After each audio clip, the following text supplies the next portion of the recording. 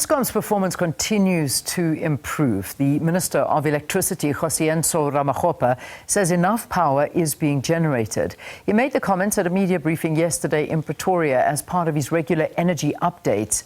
The suspension of load shedding remains ongoing, marking 139 consecutive days of uninterrupted power supply since the 26th of March 2024, including 105 days of constant supply throughout the winter period. To look at Eskom's performance, we are now joined by, we will be joined shortly by the senior manager in the Group Executive of the Generation Office at Eskom, that's Eric Shunmagum, and Professor Sampson Mamphweli from the South African National Energy Development Institute. I can see that Eric is there as well. Good to have both of you. Thank you very, very much for joining us. Hi, good morning, Leanne. Good morning, Prof. Good morning, Eric. Good morning, Leanne. Awesome, lovely. I'm so glad we can all hear each other and have a conversation. Prof, let's start off with you. I mean, we're seeing the numbers on paper. Obviously, it's a time since we've had load shedding, although we will get into this issue of load reduction, though. But Prof, for you, has Eskom's performance improved remarkably this year, enabling the utility supply to meet the demand in the country relatively comfortably over the past few months? What do you make of it? Yeah, the performance has improved drastically. You know, these days we all smile when we have to talk about the performance of Eskom, as opposed to the previous days. You will recall that at some point we had the energy availability factor of the coal fleet hovering below 50%, and that was part of the many problems. And since the beginning of the implementation of the Energy Action Plan and the great work that the Eskom engineers have been doing in terms of reliability maintenance, that basically means that when they maintain, they take down the systems, the units for maintenance, and they return them, they are able to continue to operate without breaking down. We've seen the improvement of the energy availability factor to above 60%, and in most cases is now even hovering above 70%.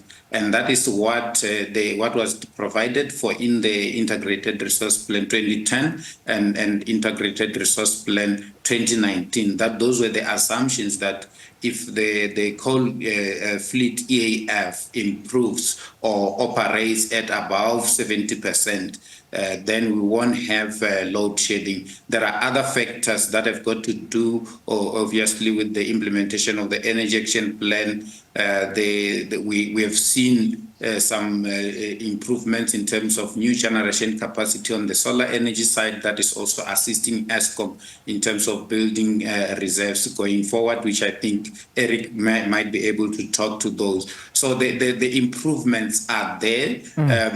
Ourselves, we work closely with Eskom. We look at their data on a daily basis.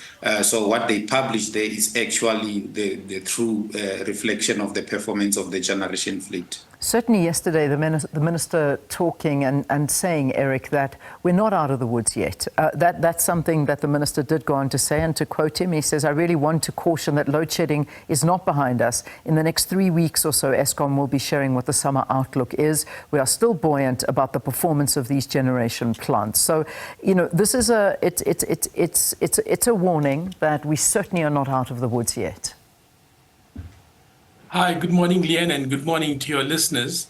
I think when you know, the media briefing was done yesterday, and if you remember very clearly, when we approved the Generation Recovery Plan by board in March last year, it was a 2-year program, and I think considering that there are some units that will be returning this year, we talk about Medupi 4, and then at Kusile we'll have the last unit, Kusile 6, that will sink back into the system, and then the last part is with regards to Koeberg.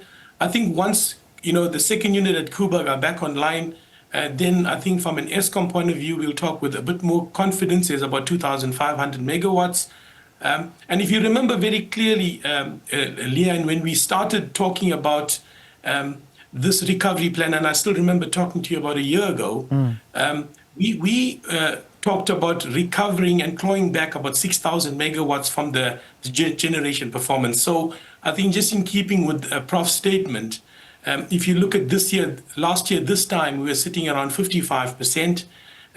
We're now hovering at a year-to-date figure of 63%, but the average trend over the last 3 weeks has been around 67% EAF, and I think that bodes well. And we still, in terms of the program that we've got, this very structured projectized program, we are hoping that in the next year, we get to do more planned maintenance, we bring back more reliability, and even if you really look at the performance right now, with the additional EAF, that's given us some space to do more PCLF planned maintenance. And the reason for that is to actually bring back more stability. By doing more planned maintenance, it's to improve and enhance the reliability. Yeah, I mean, you talk of EAF. I mean, it's sitting at 68% over the past 7 days. I mean, this is, I suppose, a fantastic level to have reached. What are we attributing the success to, Eric? If I can just ask you this, because a lot of people are asking, what suddenly went right? Right. So it's, Leanne, let's be very honest, it's not suddenly, right? This program has started about 18 months ago, and it's been a very structured program. And if you really break down the program, there were people elements, there were plant elements, and there were process elements. When we did the initial analysis, there was about 70% of the breakdowns were contributed to the 6 stations, and we then actually call them the priority 6 stations. And if you really look at those 6 stations, the only one that we still sort of having challenges is Duva.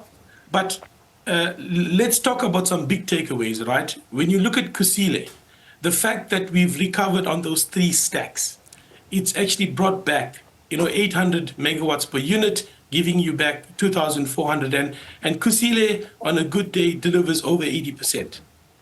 We've just synchronized now Kusile 5.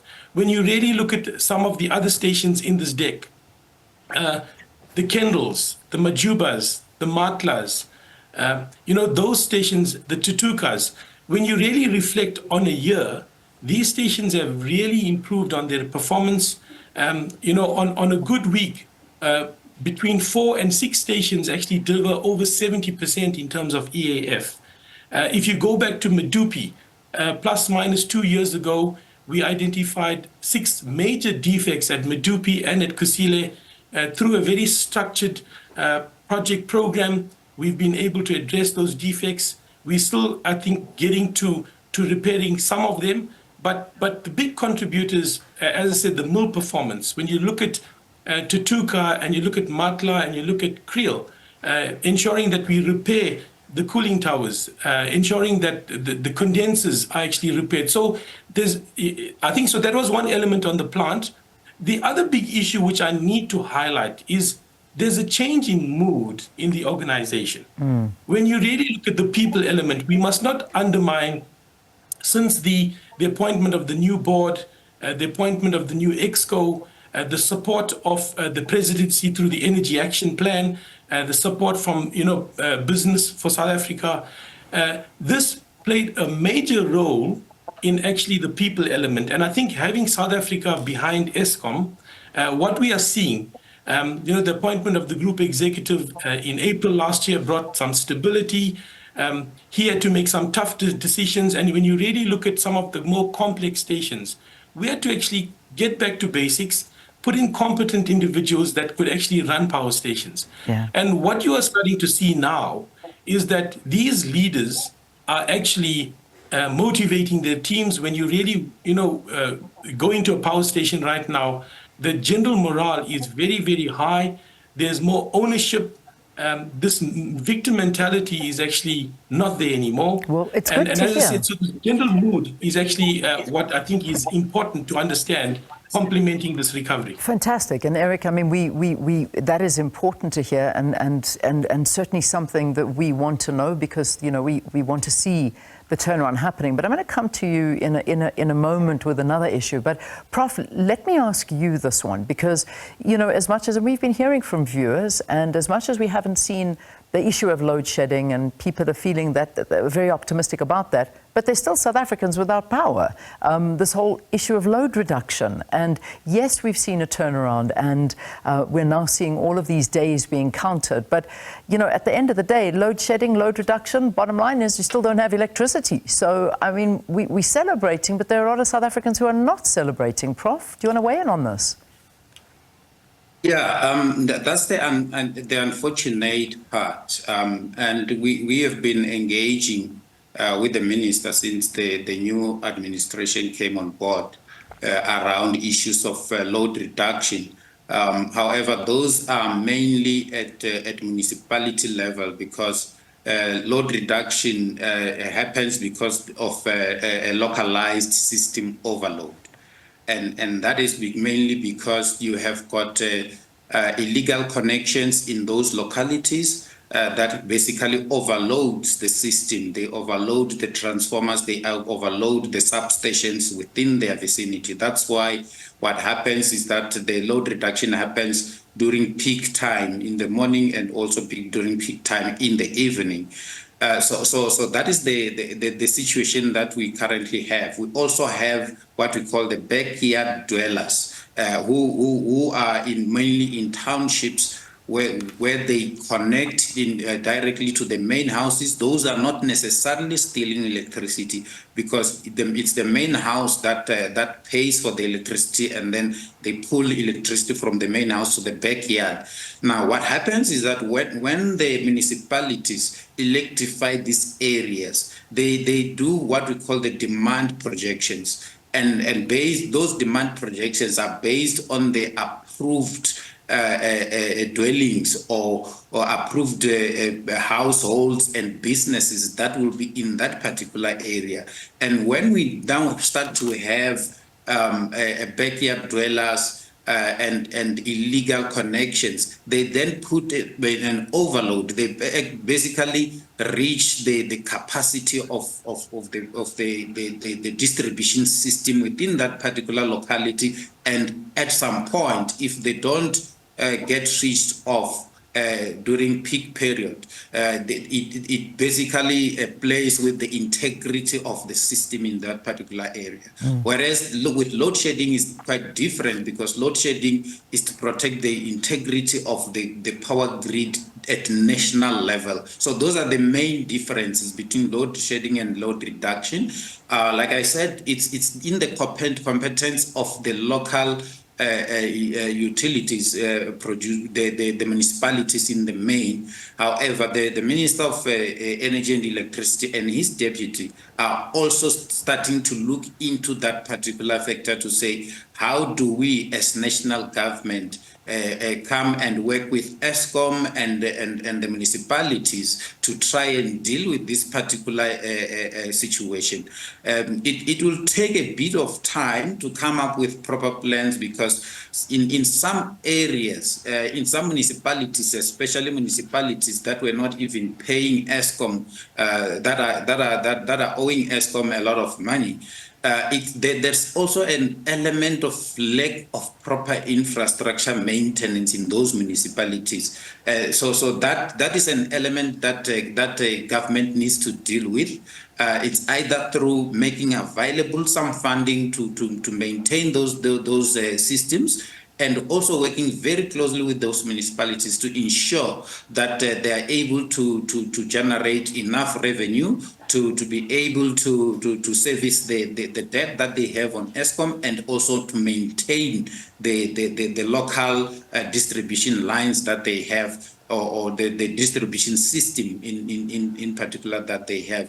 So unfortunately, that is what we are seeing, and it needs some kind of a plan. It certainly does, and we can't ignore the money behind all of this, because the bottom line is that Eskom is still in a lot of trouble. I mean, when we look at financials and we look at how much the company is sitting at, I mean, you know, it's in a very difficult position with a lot of money that's outstanding from municipalities that owe it billions. I mean, and that is the reality. I'm just trying to pick up the amount of money that is actually owed from these municipalities. And, you know, we as the consumer are paying for this because we're seeing electricity going up. NERSA is asking for even more of an increase from consumers once again. And we're seeing our electricity accounts, even though we're not using as much electricity, going higher and higher and higher. And this is what's happening, Eric. As much as things may be turning around, there's a small group of paying South Africans that are covering the costs for, as you speak about, illegal connections and all of the other issues, and still perhaps even a 2,500 rand increase that may be approved for next year. It is tough on South Africans to carry Eskom on our shoulders. Eric, I'll let you comment. Yeah, Leon, I think it's an important point, and I think if you heard the minister yesterday, it's a conversation that needs to be held. I think from a governance and from a process point of view, you know, Eskom does what it has to in terms of its application. You know, we go through our governance. There are defined models that we actually have to comply with. And I think, you know, once the board sort of settled on the application, I know there's been some leaks, but ultimately the board will make some decisions. We will then go to NERSA. There will be public hearings. I think, you know, the South African public will be given an opportunity to air their views. I do appreciate, you know, where it's coming from, but I think the minister is talking about, you know, having some kind of imbizo with lots of stakeholders to look at what ways can we come up with in terms of the tariff. But you know, I think the last time we spoke about the last month, I think the municipal debt owing to Eskom is hovering just over 83 billion rand. And it becomes very difficult, Leanne, running an operations with that kind of money owing to it. And, you know, I mean, the current reality is right now, in terms of system security and supply, the burden still falls on Eskom. And I think hopefully there will be a meeting of minds and common sense will prevail when the final decision is made on the tariff. Yeah, indeed. I didn't even get to the issue of renewables, and unfortunately we've run out of time, but that's another pressing issue, is the whole moving into renewables and the amount of money that is going to cost South Africans in order to move that renewable route, and the issue of privatization. And this is something that is making electricity very unaffordable in South Africa, but perhaps we can pick up that conversation at another time as we wrap with the Senior Manager in the Group Executive Generation Office, Eric Shunmagum, and Professor Sampson Mamphweli also talking to us about this issue. He's the head of the DSI Energy Secretariat at SANEDI, and Eskom's performance under review there.